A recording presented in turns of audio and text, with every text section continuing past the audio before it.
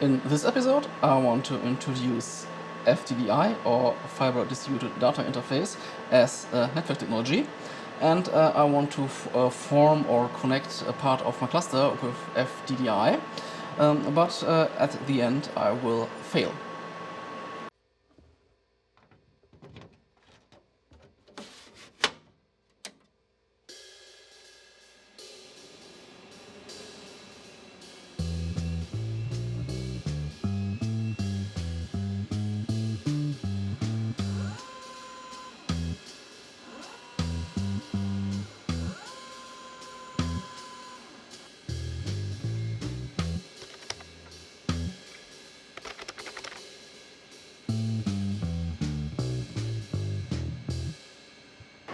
Hello viewers, welcome back to another episode, and this episode is about FDDI, or Fiber Distributed Data Interface.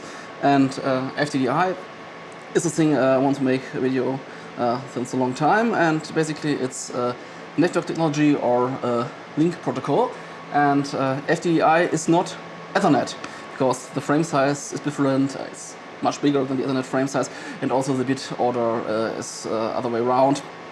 So also the conversion from Ethernet to FDDI is not trivial, but we will see that in that video. You can see a bit of my test setup here on the video, but I will come to this test setup later on the video. And another interesting point is that FDDI is a supported clustering method for VMS. It's also described in the cluster manual of version 5, so quite early, where only the SSI, CI, Ethernet and FDDI is described as clustering, as a clustering method. And the plan in that video is that I will connect the two Alpha Server 800s via FDDI to the cluster. So I will use FDDI instead of Ethernet for clustering, or for connecting these servers to the cluster. And generally FDDI based on a ring. So what is a ring? So it's not one ring to rule them all, and it's also not the abelian group under the addition and the monoid under the multiplication where the distributive law takes effect. No, that's not what is meant by ring. It's the topology. So it's a ring topology. That means there is one node here, or maybe this node on the left, and one node is connected to another node, and especially to two other nodes, but when there are only two nodes available, then both nodes are connected together, and they are forming a thing which looks like a ring. There is on that ring there is a token that's passed from node to node, and a big advantage is that there is no collision possible. And there's a special rule when when a new token can be created because the old token is lost, but this will cover this special algorithm how to create new tokens in that video. Famous technology, also based on a ring technology, is Token Ring, and the YouTuber Clap Retro made two videos of that topic, and he will make some more videos about Token Ring, so I will link his two videos of Token Ring down below. So if you're interested in Token Ring and all that stuff, it's really interesting to see how Token Ring works. I've never touched Token Ring. This is a quite similar technology.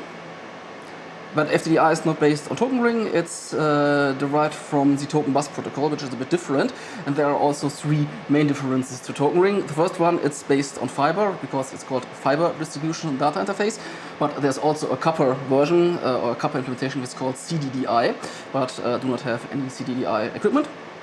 The second difference is this is 100 megabit per second, and the technology was on the market before fast Ethernet, so this one was, I think, the first industry standard 100 Mbit network technology.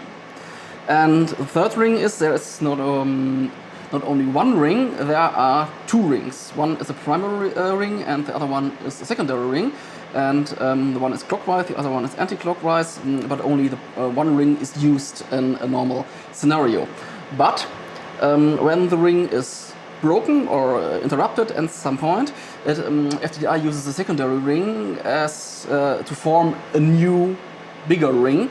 So the ring is not interrupted when there's one interruption in the dual ring configuration, but only one node or one connection can be broken or interrupted, because when two nodes or two connections are interrupted, then the ring is separated into two rings. And the big problem is, because this is fiber, all the nodes have been turned on all the time. So if you shut down one node, the ring is interrupted at this place. For one exception, there is a device called OBR, Optical Bypass Relay.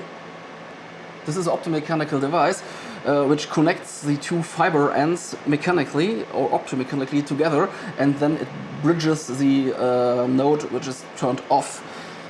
I do not have such an OBR. They are quite expensive on second-hand market, and I've read that they weren't very popular at the time, because they are a point of failure. So normally on the FDDI ring, you use nodes that are turned on all the time. And for that, because sometimes you want to connect also a node which is not turned on all the time, and there are some solutions. First of all, there are two kinds of stations, nodes connected to the FDDI network. The first one are called DAS, or dual attached stations, or class R stations. That means that the node is connected to the primary and the secondary ring. And there are also another kind of stations. They're called SAS, single attached station, or class B station.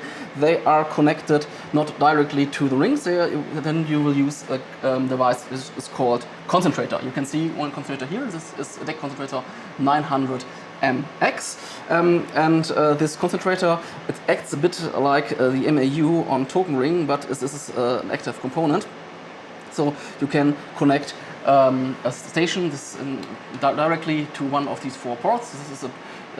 These are the ring connections, both connections from the ring. This came here and goes over there. These are called tab A and B. And there are also these four connectors here in the middle, and they are called type M connectors for single attached stations. At the moment, I do not have such a station, but later on, and maybe some further videos, I will also connect a single attached station. Another possibility is that you can connect a node to two concentrators. This is called dual homing, and this is quite failover safe way to connect a very important node to the FDDI ring. In general, the FDDI ring is just a backbone, and you will use concentrators to connect nodes which are not always turned on to this backbone ring. But FDDI wasn't successful for a long time, because when Fast Ethernet was released, this was the end of FDDI, because Fast Ethernet is or was much cheaper than FDDI. And another problem is FDDI components are quite rare, or are quite rare in Europe. At the moment, we'll see it later, because it was hard to get cables for my little setup, we'll see later. And also concentrators are hard to get. So I've only got this concentrator and the Cisco 7200 on the left. But I will talk about that stuff later. First of all, I will put in the two network cards in the alpha servers, because I want to connect the alpha servers directly to the ring. I've got these FDDI PCI controllers. They are called DEFPA-DC, and I've got 3 of them, and we'll build it now into the alpha servers. Here on the right, you can see also some fiber channel controllers, because I'm making 2 videos in parallel, one about FDDI and one about a fiber channel, and I think I will release the FDDI video first, but it depends how everything will work. But that's the reason why both cards are on the top of my desk at the moment, and I will also put both cards together into the machines. Yeah, but let's talk about these FDDI controllers. I've got also the manual for the FDDI controllers with them, and you can see here there are 2 connections for FDDI for the ring. So this is a class A controller, or a dual attached station controller, so I can connect the controller directly to the ring, or I can use, I think it's called dual homed, I can connect it to two different concentrators at the same time. And here on top there's this smaller connector over here. This is a connector for the OBR, for the optical bypass relay, but no, I do not have such a relay, so we won't use that port. But later on I will connect the two Alpha Server 800s directly to the ring, and the third controller is a spare one. So I've ordered 3 ones if one will broke, or if I will get a third machine that I want to connect to the ring. So let's build in the FDDI controllers. Yeah, now the network cards are inside the Alpha servers. I built them in the Alpha servers together with the fiber channel controllers, and you can see here the test setup from the beginning of the video. On the left there is Cisco 7200 and with 2 FDDI cards inserted. First I've bought the Cisco 7200 VXR, but the VXR version does not support the FDDI cards, so you need definitely the older Cisco 7200 series system for the FDDI cards. And on the bottom here there is a fast Ethernet card, and I hope that this device will translate the fast Ethernet package to the FDDI ring over here.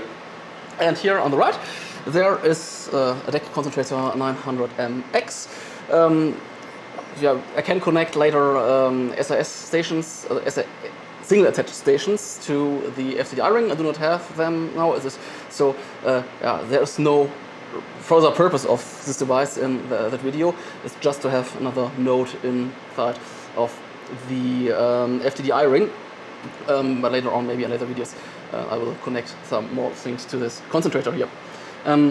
Yeah, and on top there is a device. This is just a test device. This is the thing I do not really understand. The thing is called FDDI port. It's made from Hewlett Packard. You can see it down there. It's an HP logo on it. I did not find any manual or stuff like that for it. But I think you can use an FDDI test. Then it says what kind of port it is. This is a type B port. And then I switch to another port here on the concentrator. Then make test. Test running. It says it's type M. So then there is some kind of insert test. And then it counts. So I think it simulates activity on the port until I stop it with escape. Yes, I think I can stop it or delete. Yeah, test A was successful, so I can make a lot of tests. Insert test, you can see insert test, FDDI test, and a lot of tests, PCM pseudo, PCM timing, whatever all that stuff is. So there is a lot of tests are possible with that device, but yeah, without a manual, yeah, it's quite hard to find out what this thing really does. But I think it's some kind of nice test equipment. Yeah, and then there are a lot of cables. The problem is, let's remove. There's a special connector for FDDIs. This is a typical FDDI connector, and it's used in FDDI only. The network cards, they have an SD connector, but for the normal connection you use these connectors over here, and I only have 2 cables, and they are quite long. This is a 40-meter long FDDI cable, and later I have to translate this FDDI connector to SC, but I cannot do this because I did not find any cables for it. I only found ST to FDDI cables. So there is the SD connector, and somewhere is the over there is the FDDI connector, and then I will have to convert ST to SC, and now it's got a bit complicated because this is 62.5 micrometer fiber multimode. And I only have one 62.5 micrometer cable ST to SC, and the other one is 50 micrometer. And normally, yeah, it's not recommended to connect 50 and a 62.5 micrometer cable directly together. So maybe it won't work as a whole ring. So because I have one of these cables, I think that maybe it will work with the secondary ring, but yeah, we'll see if there is a link or not. And yeah, for the connection of the both machines together in the rack, I can use just a normal SC fiber Ethernet cable. So now I will connect everything, and then we will see if it will work or not. So now everything is connected, and it took me several hours, and it's not completely successful because just some strange things happened. First, replaced one of the controllers in one of the alpha servers. So this is the old one, and I've replaced it because this controller was detected as DECPAC FDDI controller, not as DEFPA. And also one of the lights stayed on amber, which means some internal tests failed. After that, I've put another controller into the machine, and this one is detected as DEFPA correctly. But then other things happened. When I connected the controller to that port and the concentrator and the network controller said that it is an invalid topology. So this is the type B port. When I connected it directly to this type B port, then there is a connection. So at the moment, to this type B port is the other one controller, and to this type A port is the other controller connected. But there is no connection between these two controllers. So the ring is interrupted at that point. And I think that one of the fiber modules on one of the controllers is broken. So at the moment I have only one working controller and one half-working controller and one broken controller, I think. Yeah, okay. The seller said that these controllers weren't used before, so they are brand new, but I don't know if that's correct. But I think only one of three controllers is working at the moment, but I don't understand why it's working with that type B connector and not with that type B connector. So maybe there's also some kind of configuration necessary of the FDDI controllers. But I do not find any documentation for configuration. On the other controllers, you have to use in the SRM the command set EVA 0 mode and then set a mode, but I don't know how to set a mode on the FDDI controllers. So the current state is only one ring because the dual ring is interrupted, and I cannot connect the concentrator over here. So yeah, this is one issue, and the other issue is there is no bridging between FDDI and Ethernet at the moment. So you can see here this is one of the machines. This is AXP1, and over FDDI it can detect the machine AXP2. So the machines can see each other, but they cannot see the rest of the cluster. So the rest of the cluster is running at the moment, and yeah. There's no connection, but the problem is maybe that Cisco 7200 is no PCMCA card with any kind of iOS image, so it uses just basic boot iOS image, and I cannot set bridging between ports, and so I think I will put a PCMCA card inside that router and using a bigger, more powerful iOS image, and then try a configuration of Cisco 7200, but I will not do it yet because it's late in the evening. Well, not very late. It's nearly 10 p.m. But yeah, I do not have a card here, so yeah, I think I will do it tomorrow. Okay, it's the next day, and I found a solution for one of the issues, but not for both ones. The issues with the controller I've solved with quite an easy idea, because the controller also supports the possibility to connect as a single attached station. I've connected the controllers to the concentrator, so to type M port. First of all, I thought I have to check if the connections are correct, so I have to talk a little bit more about the types of ports. So there are A and B ports. And A and B ports are the ports for the dual ring, and you have to always connect an A port with a B port. You cannot connect an A port with an A port or a B port with a B port, then you will get these invalid topology message. But yesterday I've connected the A port from the controller to the B port of the concentrator, so everything was right. But maybe there is some kind of issue with the controller. But another solution is to connect the controllers directly to an M port.